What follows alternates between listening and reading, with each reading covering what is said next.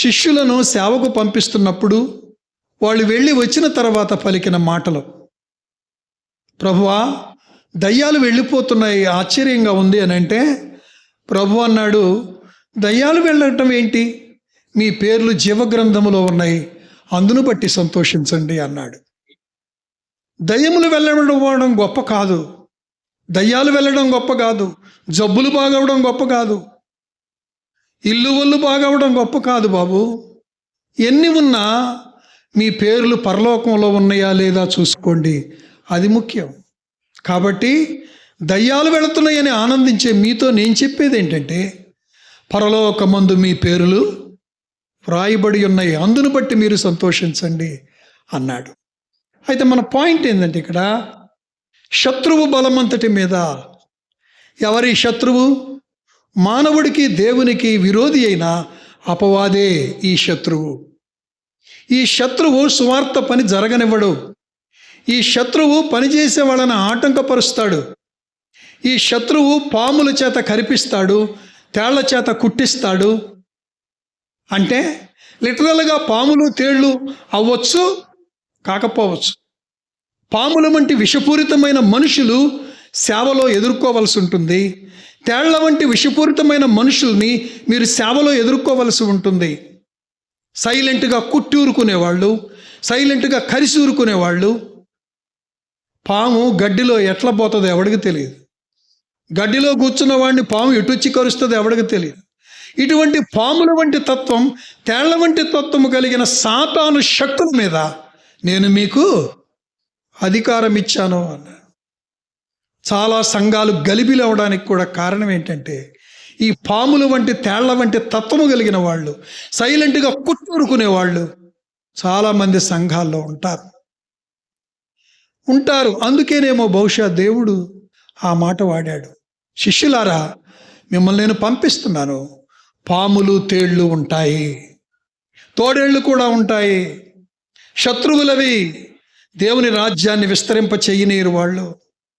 అయితే మీకు ధైర్యం ఏంటంటే, ఆ శత్రువు బలమంతటి మీద నేను మీకు అధికారం ఇస్తాను. Praise the lord, praise the Lord. ఈ పాముల వంటి తేళ్ల వంటి ఈ సాతాను యొక్క లక్షణాలు కలిగిన, సైలెంట్గా కుట్టుకొని విషాన్ని ప్రచురము చేసి నిన్ను బాధ పెట్టేటువంటి వాళ్ళు నిన్నేం చేయలేరు. శిష్యులారా, శిష్యులైన స్త్రీలు కానీ శిష్యులైన పురుషులు కానీ, వారి శక్తి మీద, వారి బలం మీద మీకు నేను అధికారం ఇస్తున్నాను, వెళ్ళండి అన్నాడు. Praise the Lord. సర్వాధికారి అయిన దేవుడు ప్రపంచ శక్తుల మీదనే కాదు, అనుదిన జీవితంలో, నీ వ్యక్తిగత జీవితంలో నువ్వు ఎదుర్కొంటున్న పాపము అనే భయం. 2 బలాలు రాసుకున్నాను నేను. ఒకటి పాపము యొక్క బలం. చెప్పండి ఆ మాట. పాపము యొక్క బలము మీద నీకు అధికారం ఇస్తాడు. పాపాన్ని ప్రేరేపించేది ఎవరో?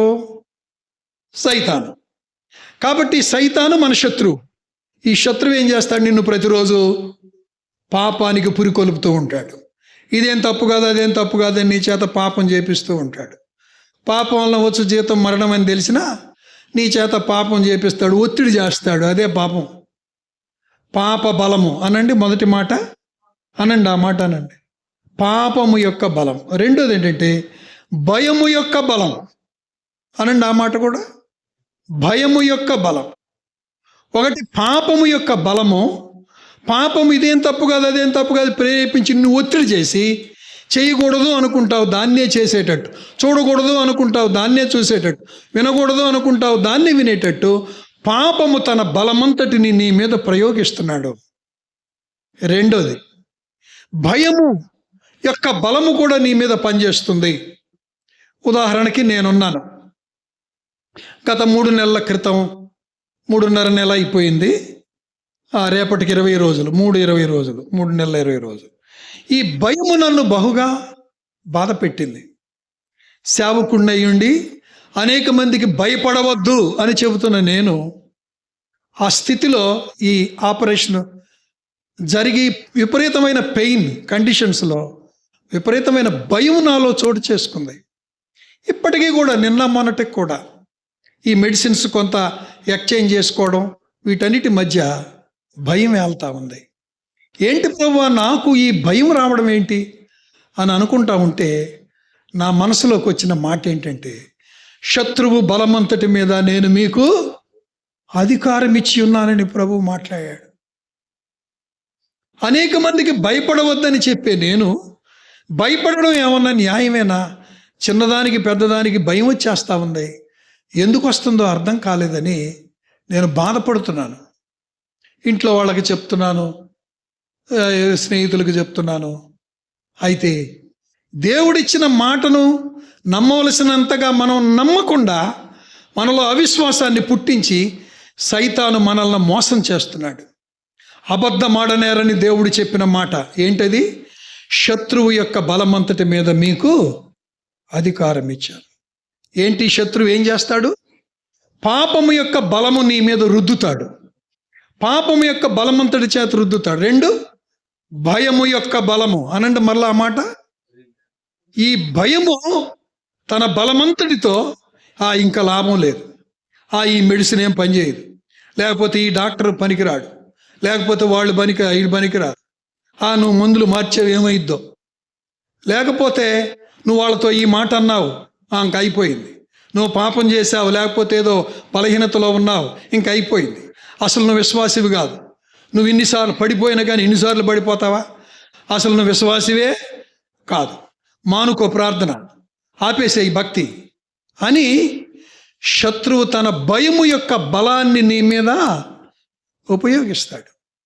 అయితే స్నేహితులారా వినండి, శత్రువు ఏ కోణములో నీ మీదకి భయం తీసుకొచ్చినా నువ్వు భయపడనక్కర్లేదు. Praise the lord, praise the lord.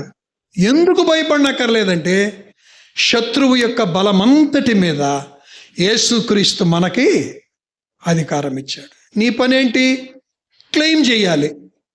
నీ పని క్లెయిమ్ చేయాలి. కాబట్టి మొదటి మాట ఎందుకు ఆరాధించాలి చెప్పండి? మొదటి మాట, ఆయన వంటి పరిశుద్ధుడు లోకములో లేరు, ఆయన స్థానమే ఫైనల్. రెండవది, ఆయన వంటి అధికారము కలిగిన వారు ఇంకెవరో లేరు.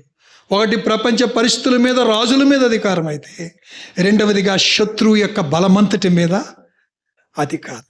Praise the Lord. శత్రువు బలమంతటి మీద. చాలా సంతోషంగా ఉంది ఆ మాట చదువుకుంటా ఉంటే. దానికి అనుబంధమైన మాట రోమాపత్రిక 16వ అధ్యాయం 20వ వచనం. రోమా 10:16-20 చదవండి.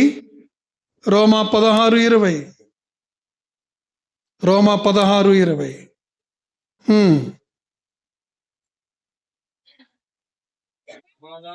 సమాధానకర్తయగు దేవుడు సాతానును మీ పాదముల కింద శీఘ్రముగా చితుక త్రొక్కించును. సమాధానకర్తయగు దేవుడు, మరలా చదవండి, కర్తయగు దేవుడు సాతానును మీ కాళ్ళ క్రింద శీఘ్రముగా తొక్కించును.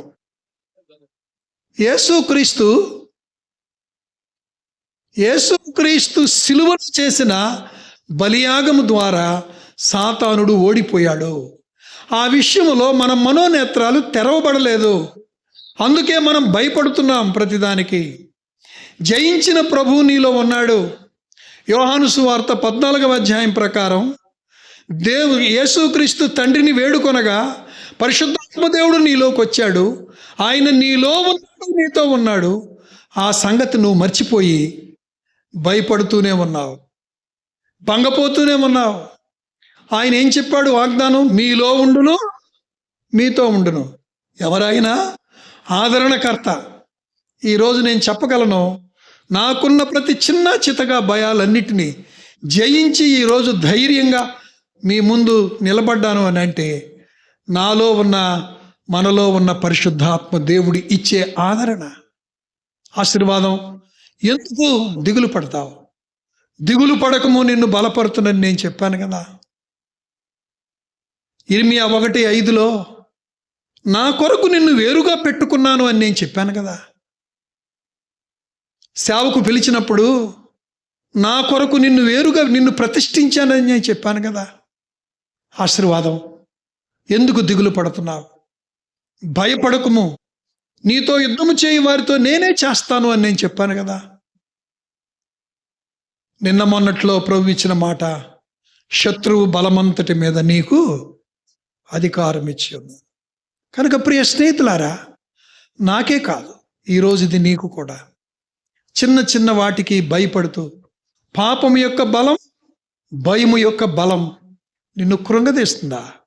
దేవుని వాగ్దానం ప్రభు మనకి ఇచ్చాడు. ఎక్కడొచ్చింది జయం అంటే సిలువలో వచ్చింది. పాపము చేయించిన సాతాను, ఈ ప్రపంచమంతటిని పాపములోకి తీసుకుని వెళుతున్న సాతాను, వాడి శక్తులన్నిటినీ కూడా సిలువలో యేసు ప్రభు తొక్కేశాడు.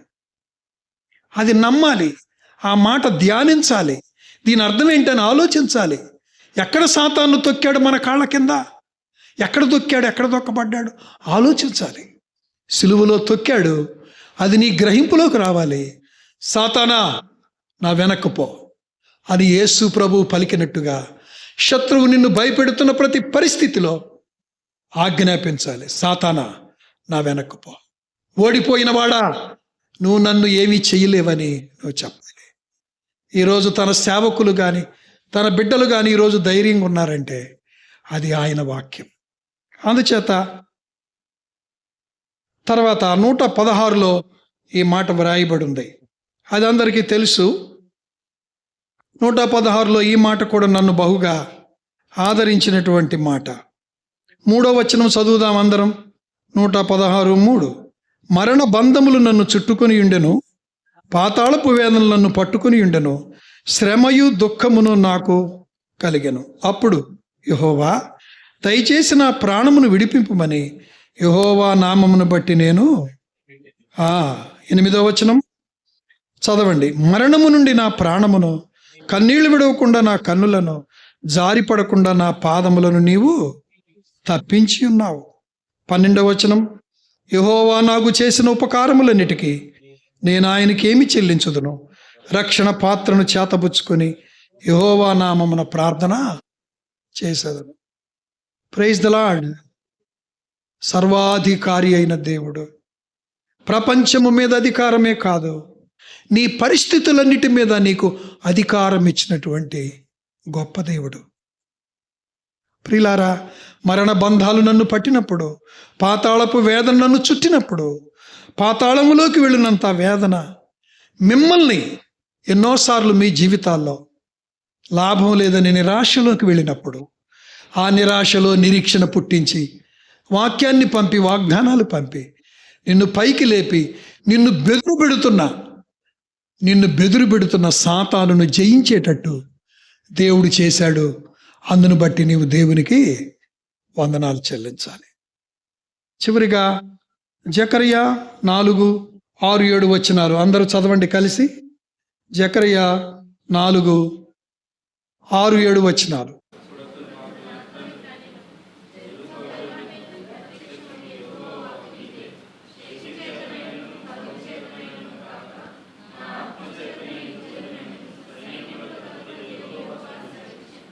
చాలు.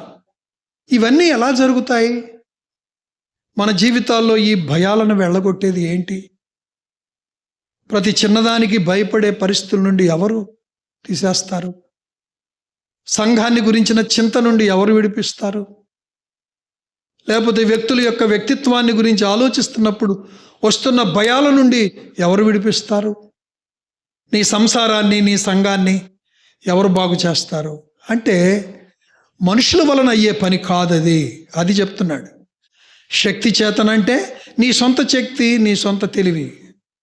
బలము చేతంటే స్ట్రెంగ్త్ ఆఫ్ ఆర్మీ, లేకపోతే సైన్యముల యొక్క బలము, అవి కాదు. ఆత్మచేతనే ఇది జరుగును. పాపమును గురించి ఒప్పింపచేసే దాని ద్వారానే మనుషులు లోబడతారు, దేవుని మాట వింటారు. కుటుంబాల్లో ఉన్న మనుషులు మనస్తత్వాలు, వాళ్ళ వలన పడే ఇబ్బందులు, ఇవన్నీ పోవాలనంటే ఆత్మచేతనే కార్యం జరుగుతుంది. కాబట్టి చివరిగా ప్రభు మనకి ఇచ్చిన వాగ్దానం, ఈ సంవత్సరం దేవుడు సంఘానికి ఇచ్చిన వాగ్దానం మనం జ్ఞాపకం చేసుకుని ప్రభుని స్తుతించాలి. మళ్ళా పలుకుదాం, అది శక్తి చేతనైనను బలము చేతనైనను కాక నా ఆత్మ చేతనే ఇది జరుగును. ఏది? జయించటం ఏదైనా, పాపం ఏదైనా, భయం ఏదైనా, ఇంట్లో పరిస్థితులు ఏవైనా, సంఘములో పరిస్థితులు ఏవైనా, మనుషుల జ్ఞానము తెలివి పనికిరాదు. ఇది ఆత్మ వలనే జరుగుతుంది. అట్టి వాగ్దానం ఇచ్చిన ప్రభువుని, సిలువలో సాతాను బలమంతటిని ఓడిపోచేసిన గిట్టి గొప్ప ప్రభువుని మనం స్తుతిద్దాం. ఆయన పరిశుద్ధుడు, ఆయన సర్వాధికారి. ప్రపంచ రాజులు పరిస్థితులే కాదు, నీ వ్యక్తిగత కుటుంబ సంఘ పరిస్థితుల మీద కూడా అధికారము ఆధిపత్యము కలిగిన వాడు. కనుక నువ్వు ఇంకా దిగులు పడుతూ ఉండవలసిన అవసరం లేదు. సిలువలో సాతాను జయించి జయమిచ్చినవాడు. అట్టి కృపా జ్ఞానం మనకు అనుగ్రహించి వీటిని నమ్మి వీటిని బట్టి వాక్యాధారంతో ప్రభువుని క్లుప్తంగా స్తుతిద్దాం.